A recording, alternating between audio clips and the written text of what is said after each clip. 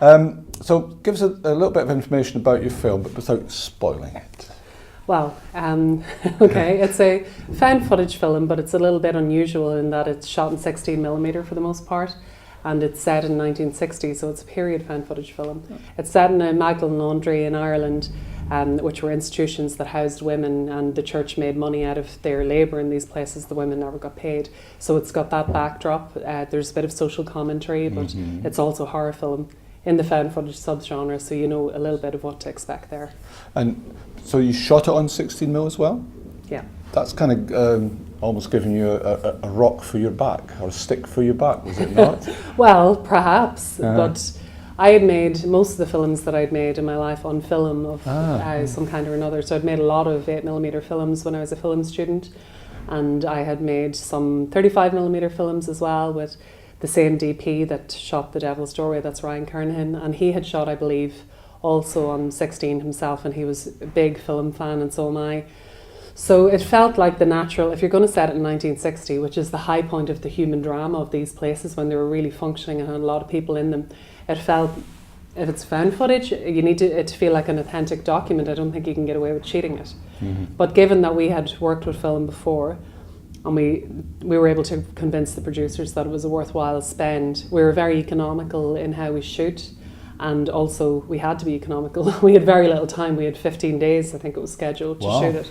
So we didn't have a luxury of time to waste film anyway. So we did screen tests to show the digital versus the film, and everybody agreed, and I think it stood up that the film is worth the investment. So what attracted you to the story? I've always been interested in Magdalen laundries, issues around the church state in Ireland my whole life as an Irish woman growing up in that environment. I'd had my mother's best friend when she was 13 had been dragged away off the street, literally screaming, into one of these places, 13 years of age, never to be seen again. So I'd heard that story from a young age, and how sad that was and how scary it was that could happen in plain view. I'd always been interested. I'd seen obviously the film The Magdalen Sisters, but I'd done a lot of research myself. I worked in TV many moons ago, and had spent some time researching a documentary that never ended up happening for reasons that these things don't, about Magdalen laundries, women who'd been in these places, and also people who'd been born there and were trying to find their mothers, and really trying to seek them out from America and further afield. And it just seemed like it was a really good backdrop for this kind of story. It was a really good use of horror and what horror does best, which is comment upon the things that are really horrifying about the real world. And Northern Ireland's not a place renowned for making its horror films. How difficult did you find to get it off the ground? Well, Northern Ireland, I think I've been asked a similar question a few times, and we have had a good history of documentary filmmakers, but we weren't making an awful lot of narrative fiction films until relatively recently, and I think the major reason for that was the Troubles. We didn't have the infrastructure, we didn't have the people on the ground, people were being educated elsewhere, they were leaving, they weren't staying there, and no one was creating art in that kind of way, and we didn't have the resources.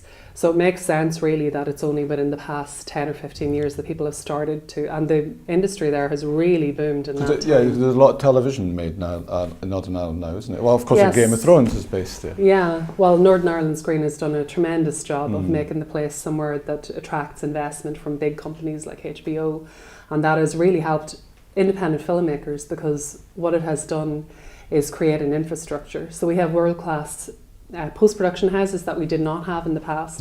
When I was a film student in Northern Ireland 15 years ago, it was hard to get access to I think 1 or 2 cameras that were somewhere in the university. You know, we didn't have those facilities. So now we have world-class post-production. We have really well-trained crew on the ground that work on Game of Thrones and the Frankenstein Chronicles and everything that's big and seen all across the world, and they can stay in their home country where we all love the place. We love it and hate it, but a lot of us want to stay there, and they don't have to go away anymore. They don't have to go to London, they don't have to go to LA, they can still work there. So that's really helped up and coming filmmakers to just have the resources to make films. What's next for you then? I have a film in development with Screen Ireland and Fantastic Films, who you might know from The Hollow Wakewood. Yes, yes. And I'm attached to another one of their projects, actually a couple of their projects, one as director and one as writer. And I'm working on a TV series as well. I've written a pilot that has been getting a lot of interest, and I can't really talk about the details yet, but it looks like exciting things are going to happen with that. So that's more of a thriller, a crime thriller, rather than straight horror. That's interesting. You're writing. Do you do a lot of writing? Yes, I lecture in screenwriting in the university in Belfast. And I write a lot, so I write for other people.